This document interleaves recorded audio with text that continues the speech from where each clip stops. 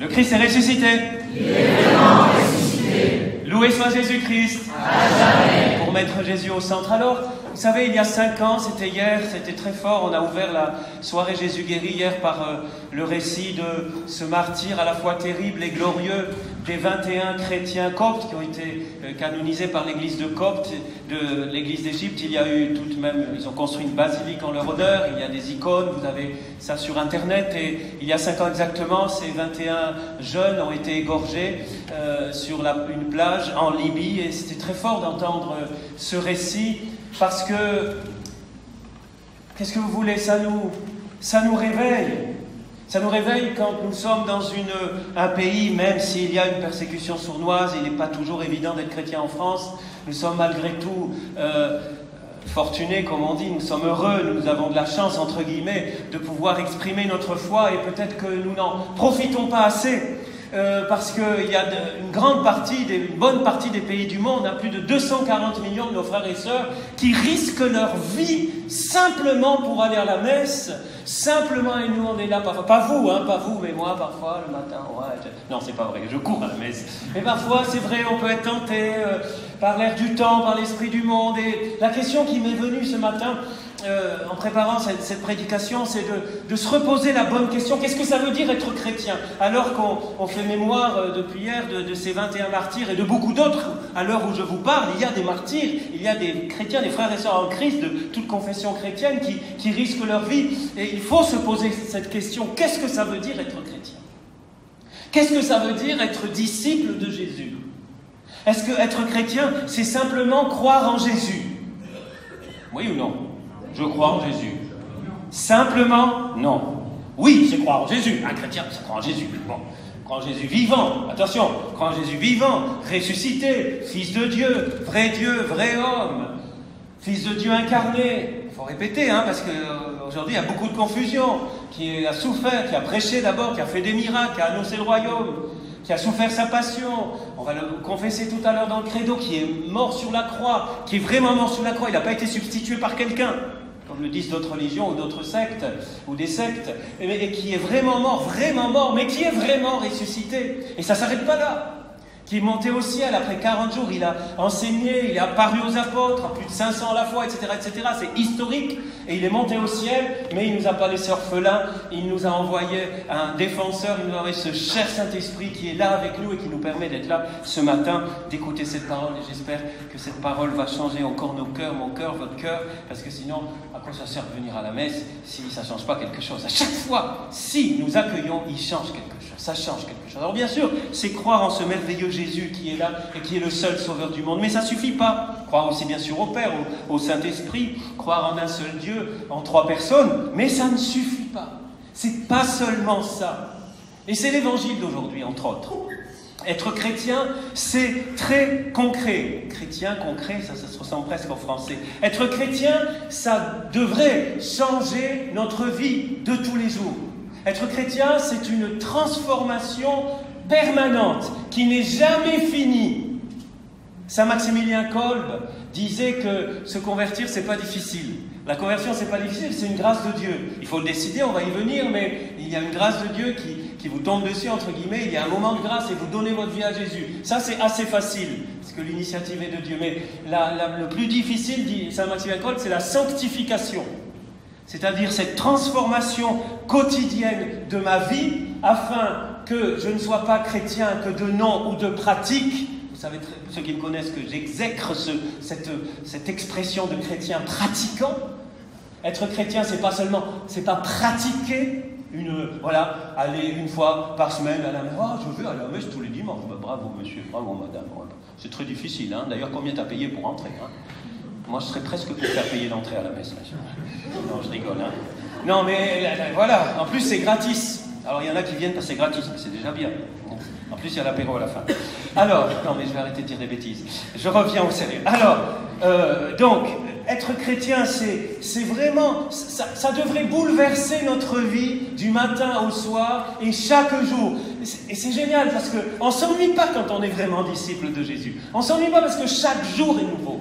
Parce que, encore hier, moi j'étais surpris, on a des soirées Jésus guérit, mais tous les mois, depuis des années, on avait commencé pour les vieux qui nous connaissent, enfin non, pas les vieux, ceux qui nous connaissent depuis plus de 10 ans, quand on est à Fréjus, la fraternité Mission Jean-Paul II, on a commencé par les soirées 1482 à l'église Saint-François de Paul, on habite à côté, ces soirées de guérison déjà, en rappelant ce beau geste de François de Paul qui a sauvé Fréjus, enfin c'est Jésus qui a sauvé Fréjus, hein, mais par la prière de Saint-François de Paul, de la peste, et aujourd'hui il y a beaucoup d'autres pestes. Il n'y a pas que le coronavirus, hein. Il y a des virus intérieurs, il y a toutes sortes de virus qui bousillent les âmes, les esprits, les familles. Et donc on prie pour la guérison tous les mois. Hier, j'ai encore été surpris, il y avait plein d'absents de la fraternité, j'étais le seul prêtre, et heureusement il y avait quand même quelques musiciens, mais on n'était pas nombreux, et puis d'autres qui étaient absents. Je dis, oh là, on est pauvres ce soir, et bien il y a une pluie de miracles, une pluie de guérison. On a presque, il fallait arrêter les témoignages, sinon on était là encore à minuit. On est surpris, avec le Seigneur, quand on décide vraiment de le suivre, eh bien, on est surpris. Vous voyez ? Donc, la vie avec Jésus, c'est une vie de transformation quotidienne, à condition. Voilà, c'est pas magique. Il ne suffit pas de dire Jésus, je te suis, Jésus, je te donne ma vie. Allez, ça y est, tout va bien. Eh non, ça serait trop facile. Et le Seigneur nous aime, il ne nous traite pas comme des pantins ou comme des marionnettes, mais comme des enfants. Et il est exigeant avec nous. C'est le passage évangélique d'aujourd'hui, qui n'est qu'un petit passage. Et encore, on nous propose parfois la lecture courte. Sachez qu'à Saint-Roch, ce sera toujours la lecture longue. Hein. Je vous le dis, comme ça vous le savez. Parce qu'on n'a jamais assez de paroles de Dieu. Donc on a quelques extraits des directives de Jésus. Aujourd'hui, il faudrait les appeler comme ça. Dans le langage de la Bible, ça s'appelle des commandements. En fait, c'est des directives, et le mot même est très, très intéressant, parce que commandement, ça indique la direction, mitzvah, hein, en hébreu, et directive, direction. Il m'est venu ça, il faudrait peut-être traduire parfois, mais en langage moderne, c'est les directives du Seigneur pour ceux qui veulent vraiment être chrétiens. Vous n'êtes pas obligés, vous qui êtes ici, et ceux qui m'écoutent sur YouTube, personne n'est obligé d'être chrétien. Personne n'est obligé. Grâce à Dieu, on est une des religions, enfin on est plus qu'une religion, on n'est pas qu'une religion d'ailleurs, on est un peuple, si vous voulez, et une foi, et la parole de Dieu qui n'oblige en rien. Dieu qui est amour nous laisse complètement libres. On peut lui dire oui, on peut lui dire non. Personne n'oblige. Mais si on le veut, alors il y a des directives. Et il faudrait lire tous les chapitres 5, 6, 7, vous savez, c'est ce qu'on appelle le sermon sur la montagne. Pour ceux qui ne connaissent pas trop la Bible, allez voir, vous ouvrez Matthieu. Pour beaucoup d'entre vous, je suis en train de dire des choses que vous savez parfaitement, mais on ne va pas faire de sondage pour ne pas vous humilier. Mais si je pose des questions sur l'Évangile, on est assez étonnés, même des chrétiens dits pratiquants. Donc il y a du taf là, il y a du boulot à faire là, au niveau de la Bible. Eh bien, ce cœur, souvent on dit que c'est le cœur de l'Évangile. Vous voyez, vous avez les Béatitudes, chapitre 5 de Matthieu, puis 6, 7, 8, on a plein d'indications, de directives très concrètes. On en a eu quelques-unes ici, mais c'est que des petits bouts. Il y en a encore d'autres qui touchent finalement une bonne partie, on peut dire d'une certaine façon, un peu tous les domaines de notre vie. Si on rajoute toutes les autres directives qu'on trouve dans tout l'Évangile, qui est le sommet de la parole de Dieu, plus d'autres passages chez Saint Paul, et même dans l'Ancien Testament, déjà il y a des préparations. Quand on lit tout ça, quand vous lisez toute la Bible, vous l'accueillez, eh bien vous avez tout ce qu'il faut pour votre vie. Il y a la solution au début, au moins un début de solution à tout ce qui concerne notre vie. Ça impacte toute notre vie, la Bible. On n'a pas notre... Et c'est ça le problème, c'est que souvent on croit que notre vie chrétienne, notre vie spirituelle, c'est la vie du dimanche. Ou aller 2-3 fois en semaine, c'est déjà pas mal, même un groupe de biblique, tout ça. Et puis après j'ai ma vie à côté. Eh bien non les amis, c'est pas ça. La vie chrétienne, être disciple de Jésus, c'est de A à Z, du matin au soir et du soir au matin. Même quand vous dormez, vous êtes chrétien. Même quand vous dormez. Ça impacte tout. Si vous avez des insomnies, par exemple, il y a une façon de vivre les insomnies comme chrétien. Vous priez. Voilà. Je ne vais pas dire qu'il ne faut pas faire ce qu'il faut pour retrouver un bon sommeil, mais après, si ça ne marche pas, allez vous priez. Vous utilisez les insomnies. Pour tous ceux qui, la nuit, souvent se perdent dans des chemins de travers, etc. Bon. Donc ici, nous avons beaucoup d'indications sur les relations interpersonnelles, sur les paroles. Relisez ça, hein, se mettre en colère. Alors attention, il y en a peut-être... Les super scrupuleux, ils risquent de se retrouver déjà en enfer, quoi. Avec je suis colérique, je vais aller en enfer. Non, t'es colérique, tu peux changer. C'est pas irrémédiable. Tu peux gérer ta colère. Si tu es impatient comme le Père Pierre, qui n'arrive pas à se convertir à 60 ans, ben je dis Seigneur, donne-moi encore quelques années parce qu'il faut que je me convertisse là-dessus. Et que je sois plus patient, plus doux. Ceux qui rigolent, ils me connaissent. Voilà. Et ce qui est génial, c'est que on se prêche à soi-même, je suis en train de me prêcher, merci Saint-Esprit, voilà. Les relations personnelles, les paroles, le papier revient souvent, ça va jusqu'à la réconciliation. Je vous rappelle que l'échange de paix, c'est pour ça, dans le rite ambrosien à Milan, il est avant l'offertoire. Pour suivre à la lettre, si tu as ton frère a quelque chose contre toi, avant de présenter l'offrande, eh bien les Milanais, là, les Ambrosiens, c'est des catholiques, hein, c'est un rite catholique ambrosien, eh bien à la messe, c'est une messe un peu différente, on se donne la paix avant l'offertoire, pour au cas où on soit en bise-bise avec quelqu'un, demander pardon. Et ça serait super que dans nos églises, de temps en temps, on voit quelqu'un se déplacer, oh, il va au fond, parce qu'il y a sa belle-mère, non, pardon. Ah, les pauvres belles-mères, encore me bénir. Non, mais c'est peut-être que la belle-mère, elle est très gentille, c'est peut-être le beau-fils qui n'est pas très gentil. Hein. Bon. Donc il va voir la belle-mère, au fond, il dit « Belle maman, je te demande pardon. » Elle pleure, est-ce que... Mais voilà, voilà. Mais c'est fait pour ça. L'échange de paix, c'est fait pour ça, les amis. Alors, ça ne veut pas dire que vous êtes obligé de demander pardon à quelqu'un. À qui je vais demander pardon aujourd'hui? Non, peut-être que vous n'avez aucun pardon à donner. Mais si vous vient quelque chose, et si la personne n'est pas là, dans votre cœur, vous demandez pardon. Et en repartant, cet après-midi, vous envoyez un petit texto, vous appelez pardon, vraiment, ça fait 3 ans que je ne te parle plus, là. C'est des grâces extraordinaires. Bon, je me suis promis de ne pas prêcher sur l'évangile, parce que le problème, c'est qu'il y a plein de choses. Le mariage, n'en parlons pas. L'adultère, regardez les femmes en les désirant. Et les femmes, ça marche pour vous aussi, hein. Regardez un homme, hein. Bon, attention, parce que... Voilà, bref, si on commente tout ça maintenant, on est là ce soir. C'est pour ça qu'il y a la prédication tous les dimanches, et ici, on prend le temps aussi de prêcher en semaine, pour que vraiment on scrute chacun de ces passages, on n'aura jamais fini, parce que ça impacte notre vie. Pour comprendre avec l'intelligence et avec le cœur comment transformer ma vie et quelle décision. Mais j'aimerais surtout, la question, introduction en 12 minutes, aïe, aïe, aïe. J'aimerais surtout poser cette question, m'arrêter sur un point fondamental. C'est le point de départ, c'est la base. Pourquoi avons-nous tant de mal à observer ces directives? Et il faut aller à la racine. Alors je ne vais pas le faire de façon détaillée, mais pourquoi ça ne suffit pas de dire yaka, faut pas regarder une femme, gna, faut pas tromper sa femme, faut pas machin, faut pas, yaka, ça marche pas.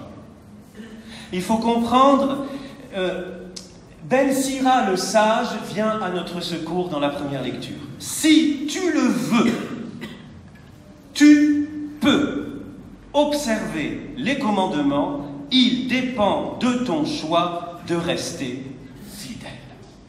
Voilà, c'est le verset sur lequel j'aimerais m'arrêter et qui éclaire un peu tout le reste d'une certaine façon. C'est la parole qui éclaire la parole. C'est clair. Si tu le veux, c'est la parole de Dieu, c'est pas Pierre qui le dit, c'est la parole de Dieu. Si tu le veux, tu peux mettre en pratique ces directives. Alors la parole de Dieu ne dit pas ici, tu peux tout de suite, parce que si tu mets tout parfaitement tout de suite, allô François, il y a 180 personnes à canoniser, hein, Fréjus Plage, t'as un peu de temps là? Non, bon, il faut quand même du temps. Mais attention, du temps, ça ne veut pas dire je me convertirai demain, je mettrai... Non, vous savez, c'est comme le régime, je ferai régime demain, j'arrêterai de fumer demain. Non, c'est aujourd'hui. Qu'est-ce que je peux faire? Seigneur, montre-moi sur quoi tu m'attends aujourd'hui pour décider, pour me décider. Et en écho, nous avons l'évangile où Jésus dit, celui qui observera ses directives, ses commandements, y compris les plus petits, les enseignera, celui-là sera déclaré grand dans le royaume de Dieu. Parce que Jésus n'est pas venu abolir, notamment en Ben Sira le sage, mais accomplir tous ces commandements. Alors voyez, la question d'aujourd'hui, et le titre de ce message, ça serait « Prends la bonne décision ». Quelle décision je prends? Je vous renvoie cette question. Est-ce que vraiment je veux me décider pour suivre? Mais est-ce que je le veux d'abord? Et est-ce que je veux me décider? Attention, aujourd'hui il faut préciser l'évangile, il faut un peu compléter, parce que est-ce que je veux me décider vraiment et pour pas que vraiment et pour toujours? Parce qu'aujourd'hui on se décide pour un mois, c'est une décision temporaire. Tout est temporaire. Ouais, je décide aujourd'hui parce que c'est sympa. Dans 3 mois, je sais pas, je verrai. Ouais, comme les gens qui se marient, même à l'église parfois, ils disent pas au curé. De toute façon, le mariage est nul dans ces cas-là, mais bon. Ouais, on verra quand elle sera vieille, j'en changerai, quoi. Ouais, on le dit pas, mais on le pense. Non, je parle comme un homme, hein. Mais malheureusement, c'est ça aujourd'hui, on est dans le... Voilà, on clique, tac, tac, je clique, je décide d'ouvrir ce site, mais c'est tac, tac, je clique, mais ça dure un clic. On est la société du clic aujourd'hui, de l'éphémère.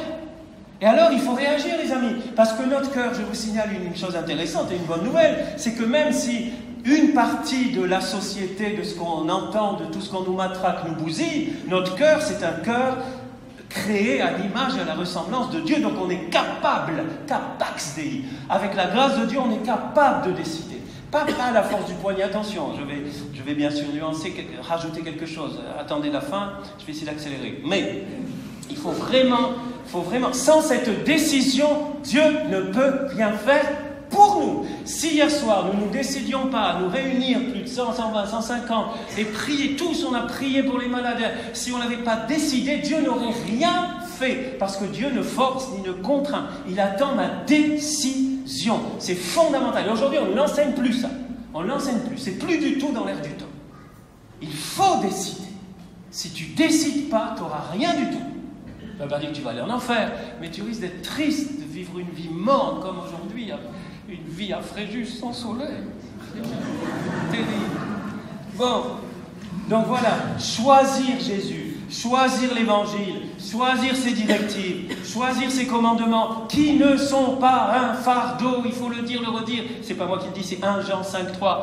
Les commandements de Dieu ne sont pas un fardeau, c'est pour la vie. D'ailleurs, Jésus qui parle de la loi, il dit « Mon fardeau est léger ». C'est pas du tout la croix, hein. C'est, là, vous irez voir le texte. Et on a prêché déjà là-dessus, c'est le fardeau, c'est la loi, le joug qui est léger, c'est la loi de Jésus, elle est légère, elle est exigeante, mais elle est légère. Et c'est vrai que Dieu nous laisse libres, il met devant nous, dit Sirach, le sage, la vie, la mort sont proposées l'une et l'autre, leur est donnée, et j'aime beaucoup cette phrase, il n'a commandé à personne d'être impie, il n'a donné à personne la permission de pécher. Waouh, ça fait presque rigoler, hein, mais... Il n'a donné à personne la permission, et à la fois c'est tragicomique. Il n'a donné à personne la permission de pécher. À chaque fois qu'on pêche, ça veut dire quoi? À chaque fois qu'on enfreint un commandement. Il faut appeler un chat, il y a beaucoup de chiens ici, un chien. Pécher, c'est enfreindre les commandements. Et heureusement que Dieu est miséricorde, mais il est miséricorde si on reçoit la miséricorde si on va lui demander. Il ne nous force même pas à être pardonné. Si tu ne veux pas être pardonné, tu ne seras pas pardonné. Tu ne veux pas aller au ciel, tu n'iras pas au ciel. Je ne sais pas, vous voulez aller au ciel. Qui veut aller au ciel, lève la main vite. Vite, il regarde Jésus. Voilà. Bon, ça va. Il a fait la photo. Hein. Ceux qui n'ont pas levé la main, attention, hein, vous avez encore... ça va. Bon, non, je rigole. Hein. Mais voilà. Si tu ne veux pas, tu ne veux pas. Est-ce que je veux? Est-ce que je suis convaincu? Alors, je ne vais pas analyser tout, parce que vraiment, ça serait trop long. Mais on reviendra sur ce sujet. Il est essentiel, ce sujet-là. Bien sûr...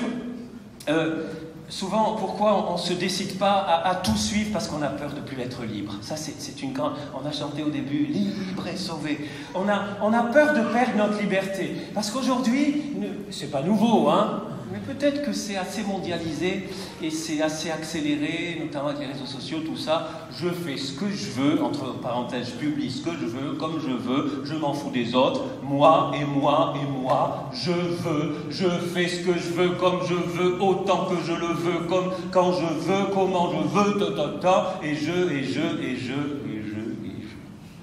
et je suis triste. Parce que c'est très triste, mon je, mon moi. Voilà. En français, en italien, on dit passare dall'io al Dio. Il y a juste un D en plus. Io, c'est moi, et Dio, c'est Dieu. Un petit D. Donc, qui je mets au centre. Donc, non, je ne perds pas cette liberté, c'est la liberté de choisir. La liberté de choisir. Je ne m'embarque pas sur la liberté parce que ça serait trop long, mais voilà. Et tout ça, si vous voulez, tout ça, je pense que vous pouvez le comprendre parce que vous êtes intelligent. Il y en a qui en doutent. Dis à ton frère et à ta sœur à côté, tu es intelligent. Dis-lui parce qu'il en doute, tu es intelligente. Tu es intelligente. Ah. Ben vous voyez que ça va mieux. Sans commentaire, hein.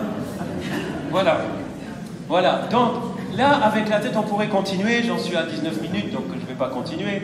Mais si vous voulez, on peut comprendre avec sa tête tout ça, que Dieu m'aime, il me donne des directives, le mode d'emploi pour ma vie. Si je veux être heureux puisqu'il m'aime, il veut mon bonheur. Si je dois me décider de suivre ses directives. Voilà. Et pour ça, il faut que j'aille les voir. Si j'ouvre jamais c'est pas le lectionnaire, c'est la Bible. Si j'ouvre jamais le mode d'emploi de ma vie, si j'y vais pas tous les jours, contrairement au mode d'emploi d'un aspirateur ou d'un smartphone, il faut quand même y aller tous les jours parce qu'il y a beaucoup de choses. Vous y allez tous les jours, vous allez voir, voilà, mode d'emploi, comment, voilà. Il y aura peut-être pas la recette à faire tout à l'heure, mais il y aura comment beaucoup de choses. Voilà, ça va être magnifique. Voilà. Ça, je le sais, là. Mais j'entends quelqu'un penser, me dire, Père, c'est bien tout ça, j'essaie, ça fait 60 ans que j'essaie, c'est vrai que c'est pas facile. Et puis j'arrive pas encore complètement, je devrais être canonisable aujourd'hui quand même. Ça fait soit 44 ans que j'ai dit oui à Jésus, eh bien ça marche pas comme ça. Bon, qu'est-ce qui manque ? Eh oui. Eh bien on a besoin, on est des pauvres, qui avons besoin absolument de l'aide de Dieu. Mais l'aide de Dieu ne suffit, s'il n'y a pas d'abord ça, sur lequel j'insiste aujourd'hui. Après, il y a des tas d'homélies et de prédications, on insiste sur la deuxième partie, qui est très importante, qui est fondamentale. Il faut les deux. La grâce de Dieu. Et la grâce de Dieu, c'est quoi ? C'est l'Esprit Saint. Allons direct au but, c'est pas la peine de faire souvent on fait des trucs hyper spirituels, des homélies, c'est Monsieur Esprit Saint. Jésus a été clair, quand il est parti, il nous a donné toutes les directives, il nous a dit, ça va être dur. Vous allez en baver, vous allez souffrir, vous serez persécutés, même dans vos familles, on vous coupera en morceaux. Enfin, il n'a pas dit comme ça, mais voilà. Ça va être voix, mais, je vous donne l'Esprit Saint. Et cet Esprit Saint vous donnera la force, vous donnera la lumière, mettra même les paroles sur votre bouche, vous rappellera mes paroles. Cet Esprit Saint sera toujours avec vous. Waouh! C'est lui. C'est lui qui nous donne, et qui nous donne le feu aussi, qui nous donne l'enthousiasme, qui nous donne le balai à la main, encore une messe de dimanche, un chrétien pratiquant. C'est le Saint-Esprit qui nous renouvelle de jour en jour, et pendant que vos cheveux tombent, vos dents tombent, tout dans voilà, vous vieillissez, le corps, vous avez mal partout, mais le cœur, waouh! Et plus vous vieillissez avec Jésus, et plus vous êtes jeune. Amen ou pas amen? Amen. Ça, c'est merveilleux. Et il n'y a plus besoin de crème de cosmétique. Vous faites des économies, mesdames et mesdemoiselles. Non, vous pouvez en mettre un peu, mais pas trop quand même. Hein, ça abîme la peau. Voilà. Et puis vous êtes beau, vous êtes rayonnant. Et vous vous en rendez pas compte. Et vous n'en vous rendez pas compte. Heureusement. Sinon, waouh, je suis saint. Non. Vous vous trouvez même de pire en pire, vous trouvez pauvre, et c'est génial, et le Seigneur, il permet ça. C'est les autres qui s'en rendent compte. Et puis vous inquiétez pas, on vous canonise après la mort. Après, mais c'est génial. Et puis écoutez, il faut que je m'arrête. Oh, j'ai pas envie, mais ça fait rien, il faut que je m'arrête. J'ai pitié de vous, parce que j'avais marqué quand même une chose importante, là, il faut que je vous le dise. Est-ce que je vais vous le dire? Je vous le dis ou je vous le dis pas? Pourquoi c'est si difficile de se décider? Parce que souvent, j'ai peur que le oui que je vais dire m'emmène où je ne veux pas. Eh bien oui, vous avez raison d'avoir. Pas raison d'avoir peur, mais c'est vrai, ça va vous emmener où vous ne voulez pas. Comme Marie, c'est vraiment... Mais ça va être génial. Hein. Et puis, j'ai du mal à me décider parce que finalement, je ne veux pas lâcher prise, quoi. Et là, il faut lâcher prise. Et ça, c'est encore le Saint-Esprit qui va m'aider à cela. Alors, pour finir, vraiment, j'ai mis en conclusion, comme ça, c'est marqué en conclusion, comme ça, je suis sûr de finir. Si tu le veux, tu peux observer les commandements. Il dépend de ton choix de rester fidèle. Pour choisir, je dois être convaincu. Déjà aussi avec ma tête, ce que j'ai essayé de faire, mais vous êtes déjà tous convaincus. Mais bon, peut-être si quelqu'un n'est pas complètement convaincu. Bon. Mais une conviction intellectuelle ne suffit pas. Donc, Saint-Esprit, tous les jours, Saint-Esprit, j'ai besoin de toi. Tous les jours, le mendier, lui parler. Si vous ne savez pas comment faire, il y a un beau petit livre qui existe là, on vous le vend à la sortie. Voilà, pour être ami du Saint-Esprit, pour vivre avec lui, votre vie. Et puis, avec ça, eh bien, je ne m'arrête pas là. Dernier point absolument fondamental et que vous avez peut-être... On le lit très vite comme ça. Jésus a dit, vous vous rappelez, celui qui observera... Alors, celui qui... observera ses commandements et les enseignera, et les enseignera. Ça, c'est pour la prochaine prédication. Et les enseignera. C'est pas simplement parce qu'on peut aussi les observer égoïstement. On peut continuer à tomber dans cet égoïsme, cet individualisme, et moi, ensemble, entre nous, et nous, sans penser à tous ceux qui sont dehors. Tous ceux-là qui passent là, qui vont faire leur marché là, le long de la plage, qui ne savent pas, c'est pas de leur faute, ils ne savent pas. Ou alors ils savaient, mais ils ont oublié. Donc à nous d'enseigner, non pas, attention, d'aller faire les maîtres et les docteurs, mais par notre vie, par notre enthousiasme, par ce Saint-Esprit qui, par attraction, pas par prosélytisme, le pape François en parle souvent, par attraction. Alors les amis, je vous félicite d'être si patient avec les prêtres à Saint-Roch, de supporter des homélies de 25 minutes. Vous savez, à mon avis, le ciel, on ne le gagne pas, hein, mais vous aurez peut-être quelques jours de purgatoire en moins d'être venu à Saint-Roch. Ah, c'est tout bénef. Hein? Bon, le ciel est gratuit, hein. On est sauvé par grâce. Mais cette parole, elle est tellement belle, elle est tellement forte, que c'est impossible de prêcher. Même si on prêchait toute l'après-midi, ça ne suffirait pas. Alors je vous encourage à aller vous-même. N'attendez pas tous des prêtres, vous serez déçus. Ils font ce qu'ils peuvent, et des diacres qui prêchent aussi. Mais allez vous-même à la source. Allez vous-même à la source. En écoutant aussi ce que dit l'Église. Parce que sinon vous risquez de l'interpréter n'importe comment. Mais allez, c'est vraiment le mode d'emploi de notre vie. Et Seigneur, on te demande que dans cette messe, que dans ce dimanche, ce beau dimanche que tu nous donnes, qui est le seul dimanche de notre vie, on ne sait pas si on aura un autre dimanche, on puisse de nouveau se décider. Beaucoup parmi nous ici dans cette église ou qui nous écoutent sur YouTube, beaucoup se sont décidés pour toi, Jésus, c'est mon cas. Mais je sais que je dois me redécider ce matin.